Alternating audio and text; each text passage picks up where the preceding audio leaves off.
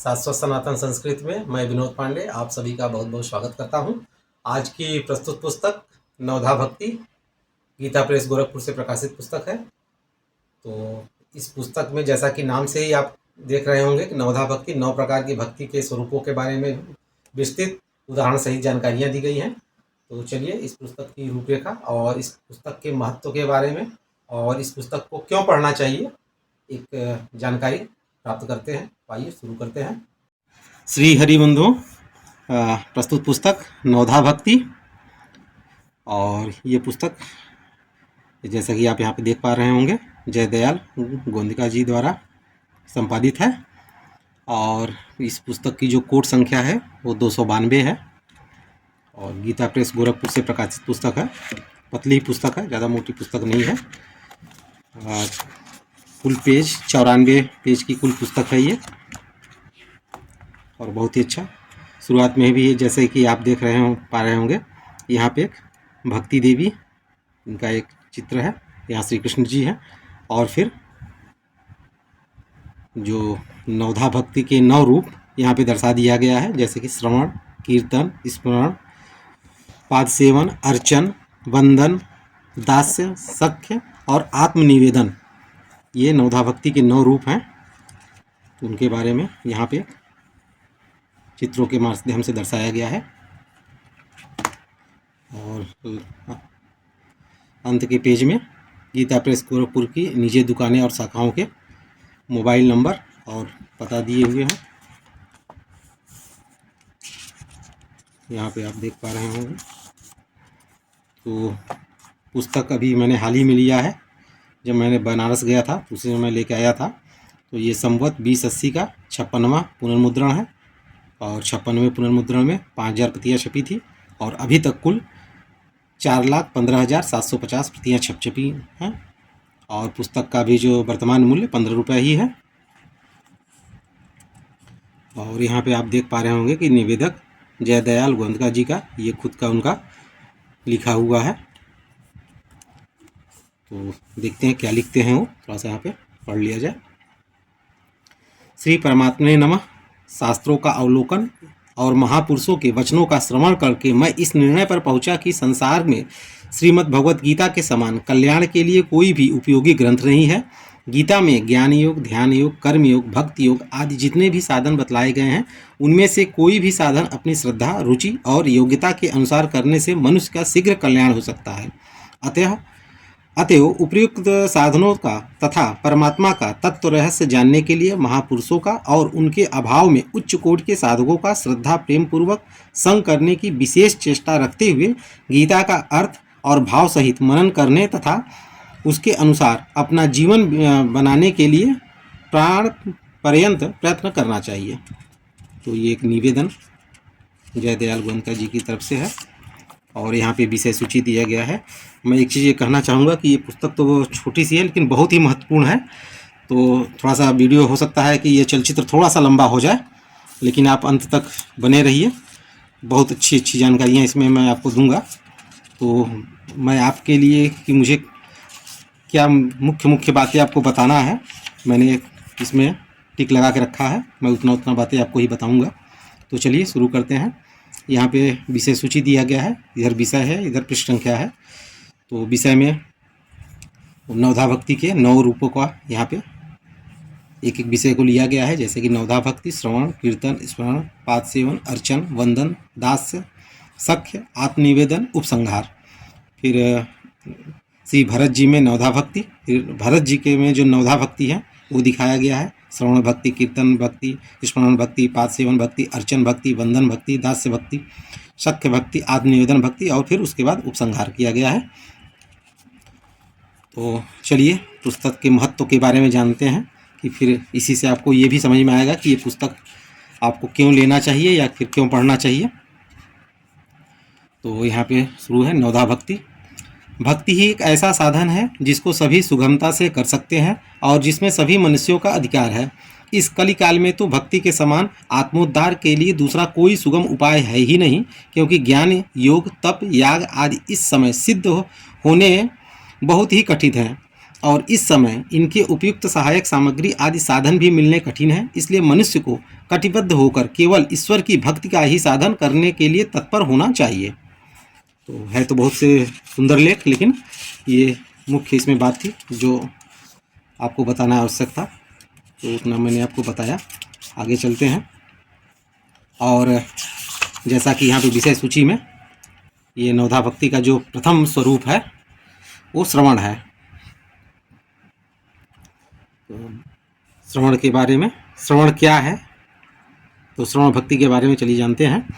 भगवान के प्रेमी भक्तों द्वारा कथित भगवान के नाम, रूप, गुण, प्रभाव, लीला, तत्व और रहस्य की अमृतमयी कथाओं का श्रद्धा और प्रेम पूर्वक श्रवण करना एवं उन अमृतमयी कथाओं का श्रवण करके वीणा के सुनने से जैसे हरिण मुग्ध हो जाता है, वैसे ही प्रेम में मुग्ध हो जाना श्रवण भक्ति का स्वरूप है। उपयुक्त श्रवण भक्ति की प्राप्ति के लिए श्रद्धा और प्रेम पूर्वक महापुरुषों को साष्टांग प्रणाम को, उनकी सेवा और उनके से नित्य निष्कपट भाव से प्रश्न करना और उनके बताए हुए मार्ग के अनुसार आचरण करने के लिए तत्परता से चेष्टा करना, यह श्रवण भक्ति को प्राप्त करने की विधि है। तो ये नवधा भक्ति का प्रथम स्वरूप श्रवण, श्रवण का स्वरूप क्या है और उसे प्राप्त करने की विधि क्या है, यहाँ पे बतलाया गया है। तो चलिए दूसरी भक्ति कीर्तन पे चलते हैं। कीर्तन क्या है? भगवान के नाम, रूप, गुण, प्रभाव, चरित्र, तत्व और रहस्य का श्रद्धा और प्रेम पूर्वक उच्चारण करते करते शरीर में रोमांच, कंठावरोध, अश्रुपात, हृदय की प्रफुल्लता, मुग्धता आदि का होना कीर्तन भक्ति का स्वरूप है। कथा व्याख्यानादि के द्वारा भक्तों के सामने भगवान के प्रेम प्रभाव का कथन करना, एकांत में अथवा बहुतों के साथ मिलकर भगवान को सम्मुख समझते हुए उनके नाम का उपांशु जप एवं ऊंचे स्वर से कीर्तन करना, भगवान के गुण, प्रभाव और चरित्र आदि का श्रद्धा और प्रेम पूर्वक धीरे धीरे या जोर से खड़े या बैठे रहकर वाद्य नृत्य के सहित अथवा बिना वाद्य नृत्य के उच्चारण करना तथा दिव्य स्तोत्र एवं पदों के द्वारा भगवान की स्तुति प्रार्थना करना, यही उपयुक्त भक्ति को प्राप्त करने का प्रकार है। किंतु ये सब क्रियाएं नाम के 10 अपराधों को बचाते हुए दंभ रहित एवं शुद्ध भाव से स्वाभाविक होना चाहिए।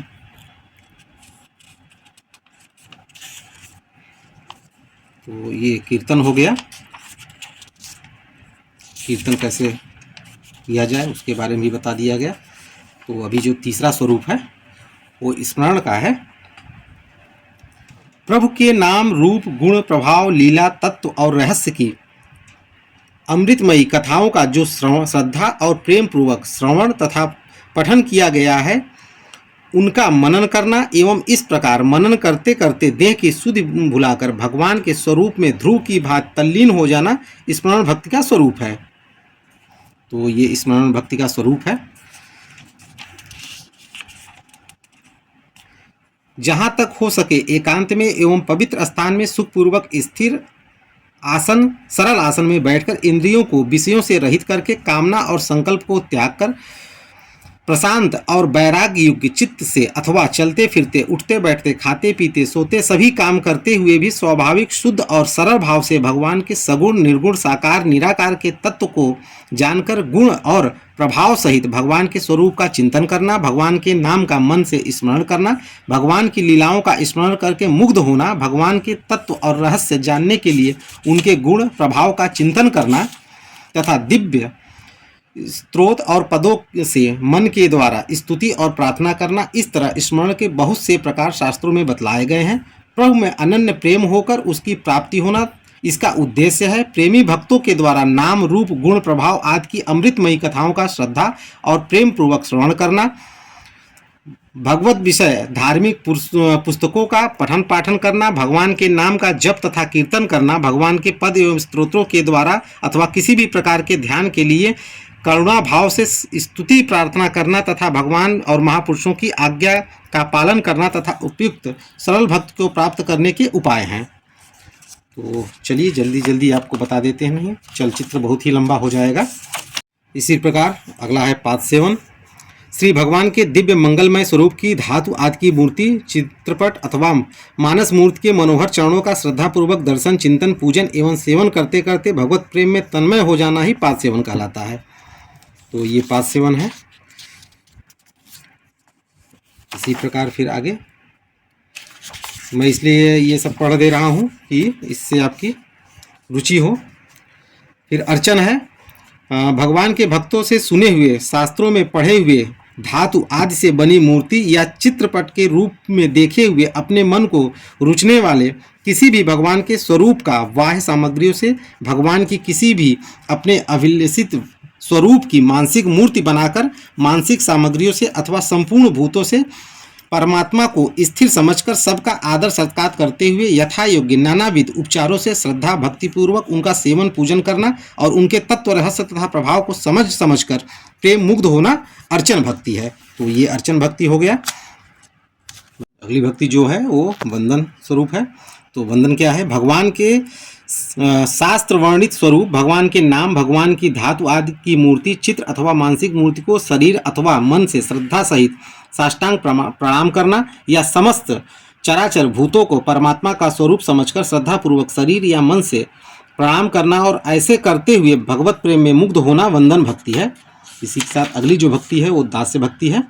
भगवान के गुण, तत्व, रहस्य और प्रभाव को जानकर श्रद्धा प्रेम पूर्वक उनकी सेवा करना और उनकी आज्ञा का पालन करना दास्य भक्ति है। इसके बाद ये आपका शंख भक्ति आता है। ये क्या है? चलिए इसके बारे में देख लेते हैं।